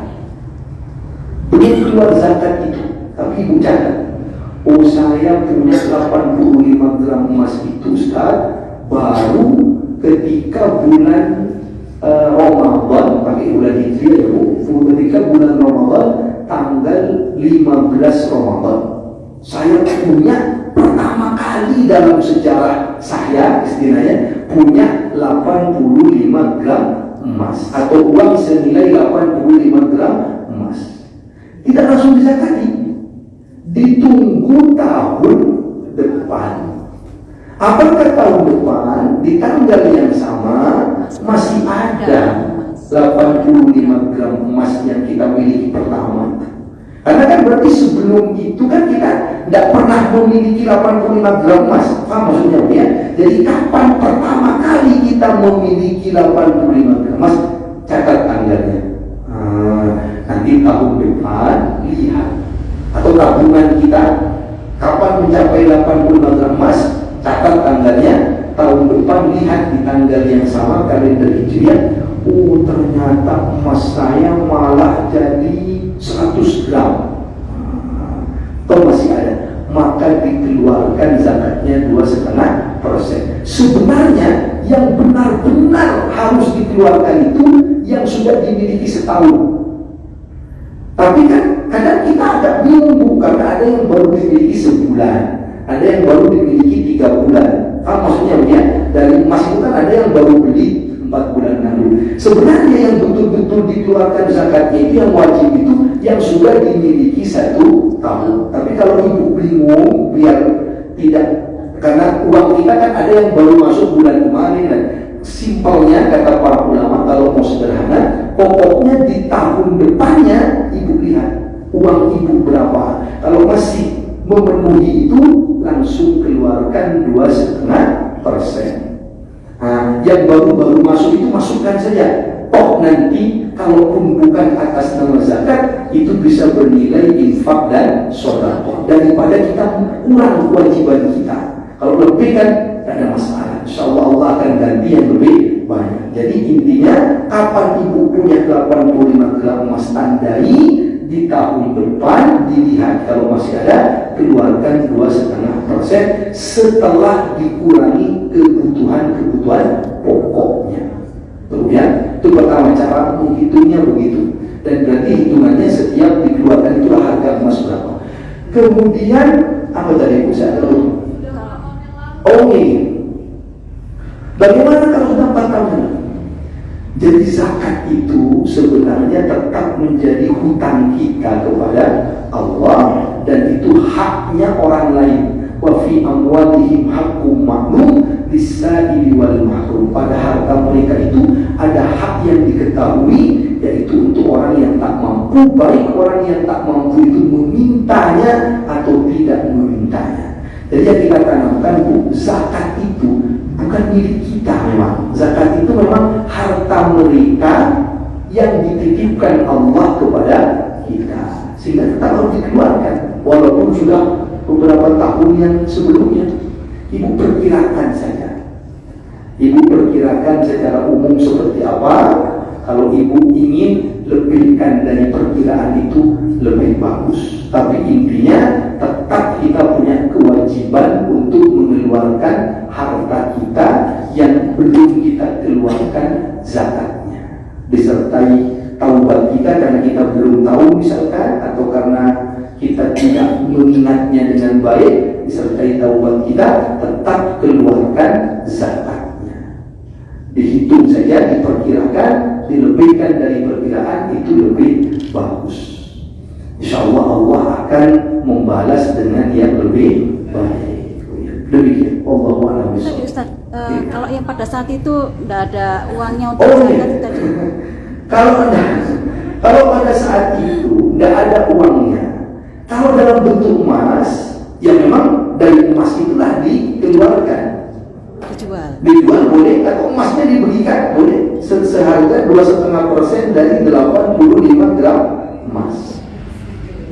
Kalau 100 gram, saya biar lebih mudah ngitungnya ya, karena saya bukan ahli matematika ya. Seandainya 100 gram ya, tapi kan tadi 85 gram ya. Seandainya 100 gram, berarti keluarkan 2,5 gram. Paham Bu ya? Tapi kan tidak 100 Bu, jangan sampai salah ini. Coba saya bulatkan aja lah biar gampang saya menghitungnya. Berarti keluarkan 2,5 gram. Cari di emas kita itu mana yang 2,5 gram.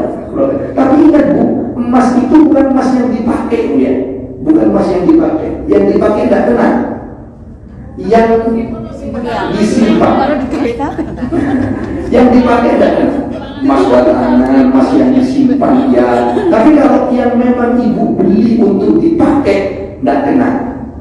Jadi yang kena itu harta yang bukan yang dipakai. Rumah yang dipakai tidak kena. Mobil yang dipakai tidak kena. Nah, yang itu menjadi simpanan kita. Ustaz, kalau begitu bagaimana kalau sudah menjelang zakat? Apakah semua bilang harus kalau itu namanya menakali. Hati-hati. Kalau dia begitu kepada Allah, Allah bisa berbuat yang tak baik kepada dia dan mengubillah ini.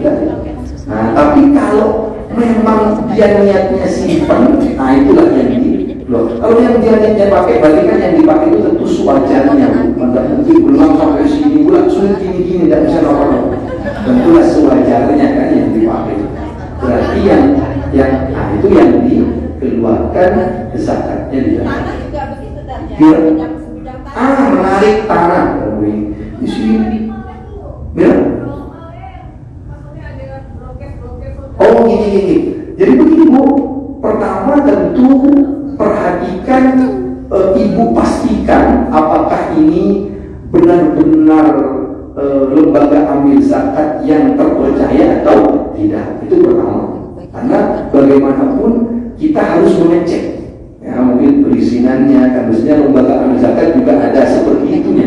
Biar tidak ada yang pura-pura minta zakat padahal ternyata dia untuk kepentingan pribadi. Tetap kita harus hati-hati.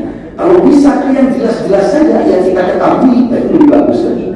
Misalkan masjid ini mengadakan, masjid ini ada tugasnya di sini lebih bagus lagi. Tapi intinya boleh selama ibu yakin memang dia terpercaya. Ya, kalau penggunaannya untuk sumur bor, untuk membangun sekolah, tadi kembali sekolah Islam khususnya, tadi kembali kepada perbedaan pendapat ulama tentang makna fi sabilillah. Ada perbedaan tadi. Ada yang ketat sekali bisa begini. Kalau saya pribadi lebih cenderung sebenarnya kalau bisa minimal fisabilillah itu orangnya saja, tidak proyeknya. Kalau masih bisa, proyeknya diambilkan dari infak sedekah.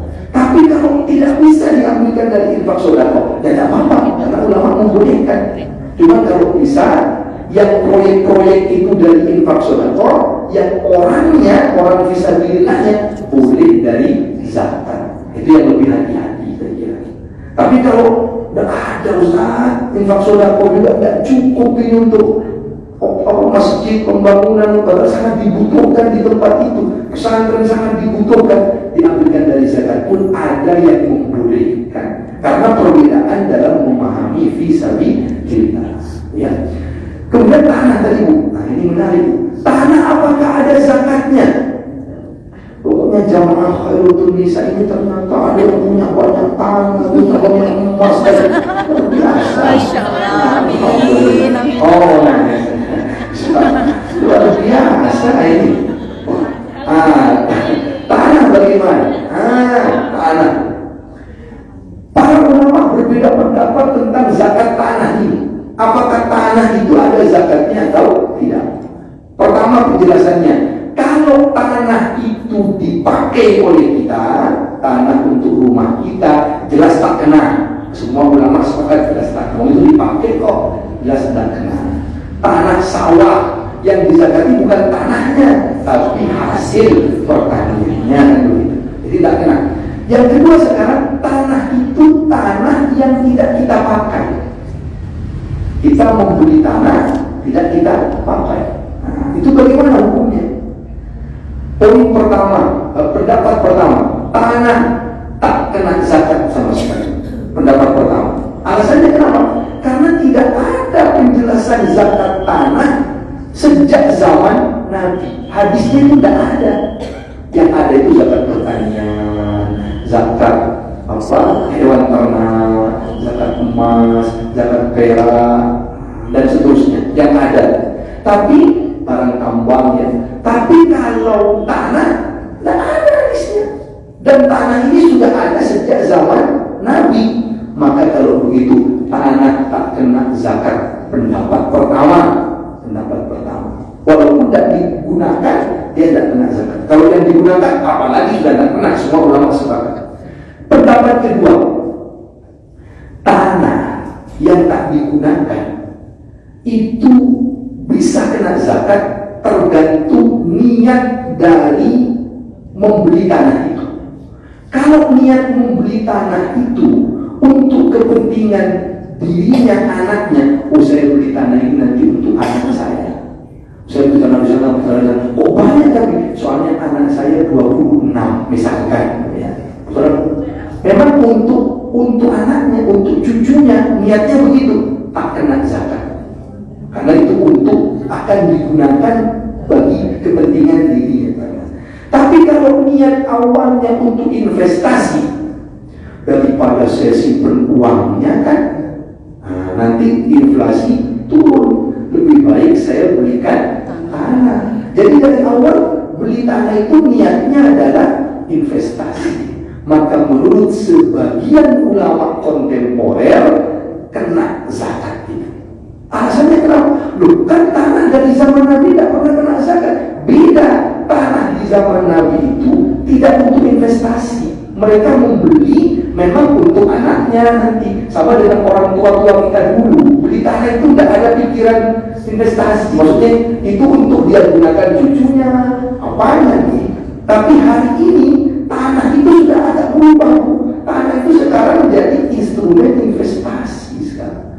Kalau tidak dikenai zakat, maka orang kaya tidak akan nyimpen uang, nyimpennya tanah semua, tidak kena zakat. Nah, saya kata ulama zaman sekarang, tanah itu bisa kena zakat dilihat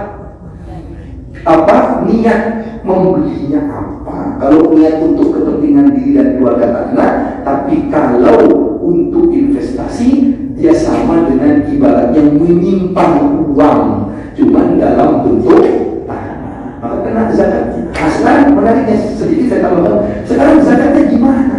Kalau dia tidak punya uang cash, punyanya tanah, kan tidak mungkin tanah diambil 1 meter diberikan, kan tidak mungkin. Gimana caranya? Kata para ulama kontemporer, cara zakatnya ada 2 macam. Satu, diperhitungkan harga tanah tadi yang niatnya investasi, lalu 2,5%-nya dia keluarkan dalam bentuk cash, uangnya kalau ada setiap tahun. Tapi kalau itu tak bisa, itu memberatkan, maka baru dizakati ketika tanah itu dijual. Kan tanah tadi niatnya investasi, berarti selama belum dijual tak dikeluarkan zakatnya. Begitu dijual, keluarkan zakatnya 2,5%. Jadi ada 2 cara. Tapi ini sekali lagi ijtihad modern, ijtihad kontemporer, pengembangan di zaman Nabi memang tidak ada. Kenapa ulama berani berfatwa begitu? Karena tanah di zaman Nabi tidak untuk investasi. Tanah sekarang, orang berinvestasi ke tanah. Demikian. Wallahu a'lam bishawab. Baik, ibu-ibu yang selalu dirahmati Allah Subhanahu wa Ta'ala, sangat menarik ya pembahasan puasa. Larinya ke zakat, masya Allah. Tapi dalam bagian dari ibu yang memang harus diketahui dan yang yang menjawab juga yang orang beliau yang berkompeten. Masya Allah, barakallah. Baik, jazakumullah khairan untuk penjelasannya Ustaz. Mudah-mudahan Allah Subhanahu wa Ta'ala untuk Ramadan ini menjadikan kita menjadi versi yang terbaik, menjadi hamba-hamba yang ihsan, hamba yang di atas takwa, yaitu hamba yang dicintai oleh Allah Subhanahu wa Ta'ala. Insyaallah ta'ala. Demikian kajian Majelis Taklim Indonesia hari ini. Ustaz mohon doanya sebelum kita tutup acara hari ini, dan selanjutnya kita akan menginjak acara selanjutnya. Baik Bu, alhamdulillah. Tadi sudah selesai pertanyaannya, disampaikan tadi.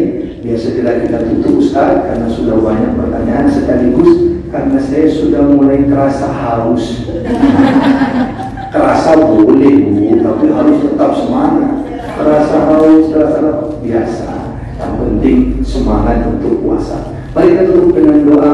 A'udzubillahi minasyaitonirrajim. Bismillahirrahmanirrahim. Alhamdulillahi rabbil alamin. Hamdan yuwafi ni'amahu wa yukafi'u mazidah. Ya Rabbana lakal hamdu kama yanbaghi li jalali wajhikal karim wa 'azimi sultanik. Allahumma salli wa sallim wa barik ala nabiyyina Muhammadin wa ala alihi wa ashabihi ajma'in. Walhamdulillahi rabbil alamin. Allahumma taqabbal minna salatana wa siyamana wa jami'a ibadatina ya arhamar rahimin. Allahumma inna nas'aluka al-huda wal tuqa wal afafa wal ghina. Allahumma a'inna ala dzikrika wa syukrika wa husni ibadatik. Rabbana hab lana min azwajina wa dhurriyyatina qurrata a'yun waj'alna lil muttaqina imama. Rabbana atina fid dunya hasanah wa fil akhirati hasanah wa qina adzabannar. Subhana rabbika rabbil izzati amma yasifun wa salamun alal mursalin walhamdulillahi rabbil alamin. Amin amin ya rabbal alamin. Kurang lebihnya mohon maaf. Assalamualaikum warahmatullahi wabarakatuh. Waalaikumsalam warahmatullahi wabarakatuh. Kami ucapkan jazakumullah khairan Ustaz atas ilmu yang sudah disampaikan. Insyaallah ini sangat bermanfaat untuk kita semuanya. Mari kita akhiri majelis kali ini dengan doa istighfar dan